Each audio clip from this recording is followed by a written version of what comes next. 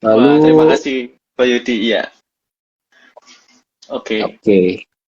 Lalu Boleh, selanjutnya, ya, gimana, ya. Marcel? Silakan kok. Lanjut kok.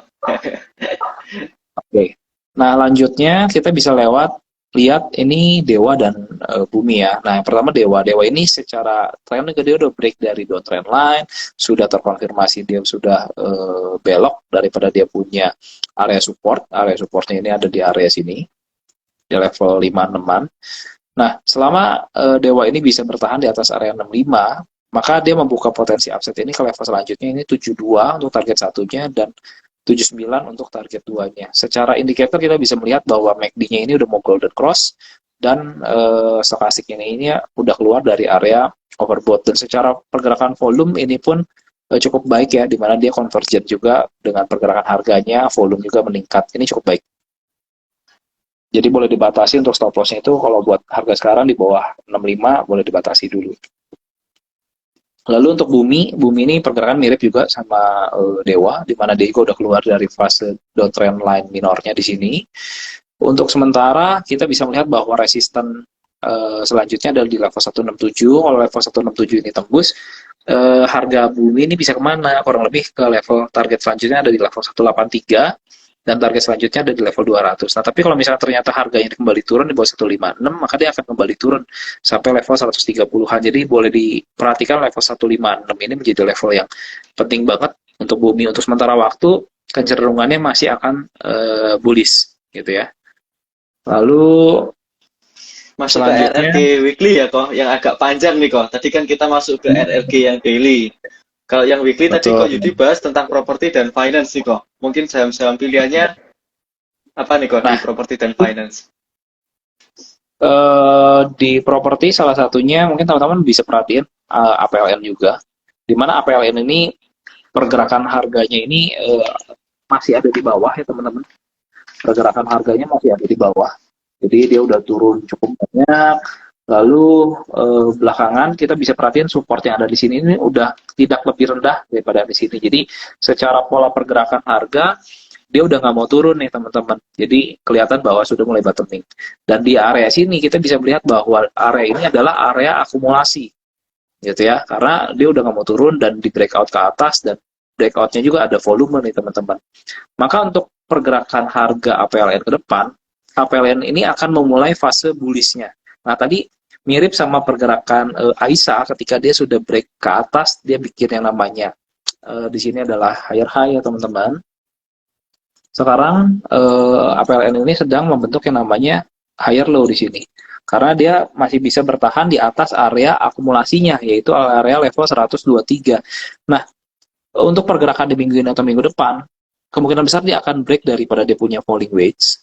Untuk konfirmasinya ada di atas level 133. Kalau misalkan APLN ini bisa break dari level 133, maka dia membuka potensi upset ini sampai level 150 bahkan 164. Nah, tapi untuk resiko sendiri teman-teman boleh batasi nih, kalau misalkan ternyata dia kembali turun di bawah level 123, maka dia gagal gitu ya. Jadi ini boleh perhatiin, tapi memang mungkin secara risk ratio sebenarnya menarik banget karena dia risknya kecil tapi rewardnya lumayan gitu ya, boleh diperhatiin. Lalu untuk Oke bank sih kok. tadi aku ada mention Ya. Amar juga nih. Amar ini cukup menarik juga teman-teman, kalau misalkan perhatiin ini kok udah harganya turun banyak gitu ya, dan dia udah baru break dari downtrend line-nya nih teman-teman. Itu secara indikator kita bisa melihat bahwa di sini harga masih turun, indikatornya naik. Ini yang kita sebut sebagai bullish divergence, dan di sini sudah terkonfirmasi breakout untuk Amar. Maka selama harga Amar ini masih bisa bertahan di atas level 254, di sini kita bisa lihat ada double bottom minor ya. Di atas level 254, maka Amar ini berpotensi untuk kembali menguat ke level satunya dan di 300 bahkan ke level 330. Teman-teman, kurang lebih seperti itu ya. Baik, thank you Ko Yudi untuk saham-saham stock pick-nya yang luar biasa banget ini. Eh, karena kita ini sudah hampir 1 jam ini kok. Nanti kalau kita berlanjut terus tidak ada yang jawab pertanyaan nih kok. Karena pertanyaan sudah banyak banget yang masuk ini. Iya. Tanya-tanya saham kok ini kok. Mungkin ada yang tanya ini soal BB kok. Boleh dibahas nggak kok secara chartnya? Sama apa? BB kok, BIPI. Oh, BP. Oke. Oh, BP. Oke. Pergerakan dari BP ya. Kita bisa lihat nih secara pergerakan tren. Ini kan lagi turun ya teman-teman ya. Jadi kalau kita liatin polanya, sebentar. Nah, ini kan pergerakannya dia bikin yang namanya lower high, lower low, lower high, lower low. Jadi kita bisa lihat bahwa ini sebenarnya dalam fase downtrend secara minor. Nah, kalau kita lihat dari trend line, pergerakan BP ini hari ini cukup menguat, tapi dia belum cukup kuat untuk menembus apa namanya downtrend lainnya nih. Dan di area sini juga terdapat yang namanya area resisten. Kalau teman-teman perhatiin di sini ada area support sebelumnya dan ini adalah area resistennya tuh, gitu ya. Nah, maka kecenderungannya apa? Untuk range kecil, BP ini akan bergerak dalam fase consolidation dari range harga 136 sampai level 163. Selama BP ini nggak bisa keluar atau naik bertahan di atas level 163, maka kecenderungannya BP akan bergerak sideways. Nah, untuk indikator kita bisa perhatiin MACD-nya ini udah mau golden cross, lalu stokastiknya ini udah ada penguatan keluar dari area stokastik, maka tadi sekali lagi notes pentingnya apa? Level 163 ini menjadi penting. Kalau dia bisa naik di atas level 163, maka dia membuka upside bisa satu kali dari targetnya ini. Gitu, karena ini kalau kita breakdown lagi ke bawah itu bisa jadi double bottom. Itu ya, kurang lebih levelnya ada di level 188 ya ini ya. Nah, 188. Nah, kalau kita breakdown nih teman-teman, ini bisa jadi kayak double bottom nih. Nah, kan jadi double bottom nih. Itu cuma mungkin untuk sebagian kalau yang belum terbiasa mungkin belum bisa melihatnya apa-apa. Karena itu kan di daily ya nggak kelihatan mungkin. Tapi kita kalau breakdown ke bawah time frame-nya baru kelihatan, oh iya ada double bottom gitu. Kurang lebih seperti itu, tapi minor ya. Kurang lebih seperti itu sih. Berarti kalau BP, kalau bisa break 163, dia akan lanjut ke 188 gitu ya, kok? Yes, betul. Ini ada pertanyaan lanjutan, kok. Di grup Panin, kok. Panin, Saham-saham di ya. grup Panin, iya. Panin ini menurut aku masih menarik ya. Seperti PNLF, PNBN, PNBS itu menarik. Untuk PNLF ini sendiri sebenarnya dia lagi bergerak dalam range consolidation nih, dari range area 460 sampai 560. Nah, kalau misalkan dia bisa break dari 560, maka next targetnya ini PNLF ini bisa eh, naik hingga area 650. Tapi kalau misalkan dia kembali turun di bawah 460, boleh hati-hati. Gitu. Untuk elite wave-nya sendiri sebenarnya dia lagi bikin wave 4 dari wave 5 nih. Jadi ya kecenderungannya masih akan naik. Tapi ya dia harus bikin beresin dulu nih wave 4-nya sekarang. Tapi arah besarnya dia masih akan naik ya gitu. Terus untuk PNBS sendiri ini menarik buat aku karena dia low risk juga kalau misalkan kita perhatiin secara pola pergerakan dia membentuk channeling uptrend. Harga sekarang ini closing ada di 75 dan ini disupport kuatnya buat PNBS ya. Jadi kalau buat harga sekarang low risk banget, potensi target satunya ada di 92, untuk target duanya ini 102 gitu. Jadi sangat-sangat menarik kalau misalkan kita perhatikan secara pergerakan harganya seperti apa gitu. Oke, thank you, Ko Yudi. Ini ada pertanyaan lain lagi, kok. Terkait SCMA dan MTEK, kok. SMA hari ini bergerak cukup bagus ya, 8%-an seingat aku tadi. Ini juga cukup menarik kalau misalkan teman-teman perhatiin untuk SCMA sendiri ini dia bergerak menguat dari area support nih. Untuk targetnya sendiri sampai mana? Untuk SCMA sendiri penguatannya ini bisa menguat hingga area level 250-an gitu. Jadi masih sangat menarik dan memang ini polanya masih lagi consolidation, entah nanti dia bikin double bottom yang besar atau dia bikin triple bottom, ini kurang lebih memang masih dalam fase consolidation.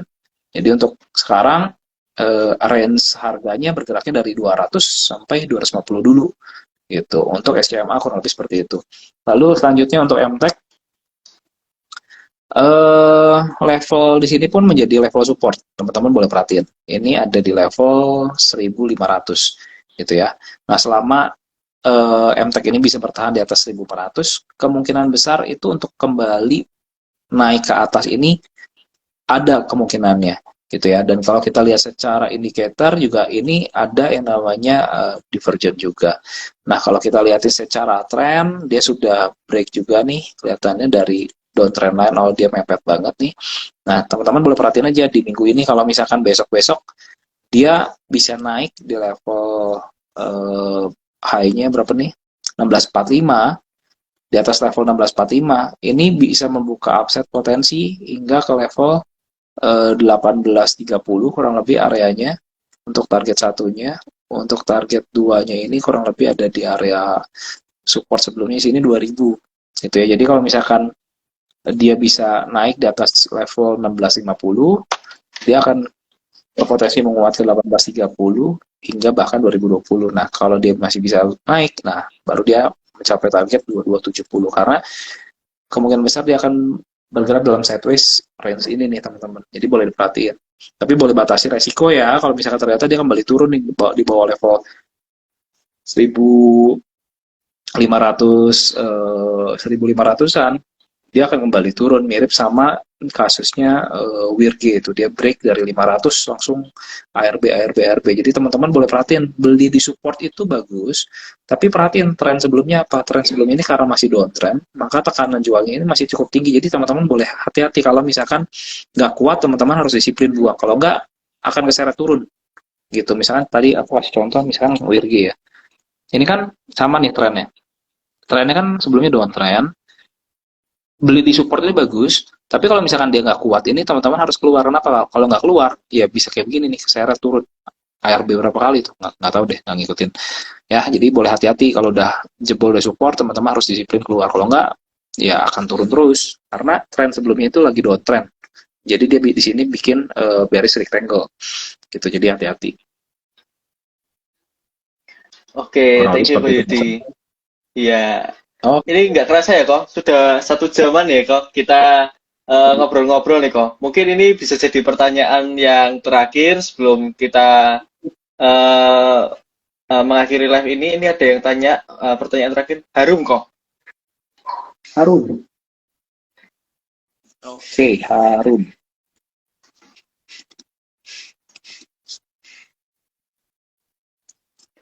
Harum Energi ini kalau kita lihatin secara tren besar ini uptrend. Di ininya dia sudah mulai downtrend, tapi di kecilnya ini dia masih bergerak dalam fase uptrend, gitu ya. Nah, kemarin-kemarin dia terjadi pelemahan. Dia bikin di sini ada pola pricing wedge juga nih, terjadi pelemahan. Nah, untuk sementara waktu, mungkin teman-teman boleh perhatiin kalau yang misalkan masih hold sahamnya, supportnya yang terdekat adalah di level 1720 gitu ya. Jangan sampai turun di bawah level 1720. Kalau dia tembus, maka kemungkinan besar dia akan membuka potensi untuk kembali turun ke level 1575-an kurang lebih. Itu lumayan juga downside-nya. Jadi boleh diperhatiin kalau misalkan dia sampai tembus nih. Gitu karena dia udah jebol dari rising wedge-nya gitu. Kurang lebih seperti itu sih. Untuk Oke, resisten sendiri ya harganya ada di area sini nih, dari resisten dari support sebelumnya kurang lebih ada di area 1830. Hari ini mencoba tembus tapi nggak kuat, tutupannya berapa tuh, 1830 pas gitu. Jadi boleh hati-hati kalau misalkan turun apalagi tembus di bawah level 1720. Boleh di take profit dulu kalau misalkan udah punya profitnya. Kalau misalkan belum, boleh dibatasi resikonya, takutnya turun lagi gitu. Intinya dalam trading atau investasi teman-teman punya trading plan. Jangan sampai nggak punya terus udah nyangkut bingung. Gitu ya teman-teman ya. oke, thank you Ko Yudi.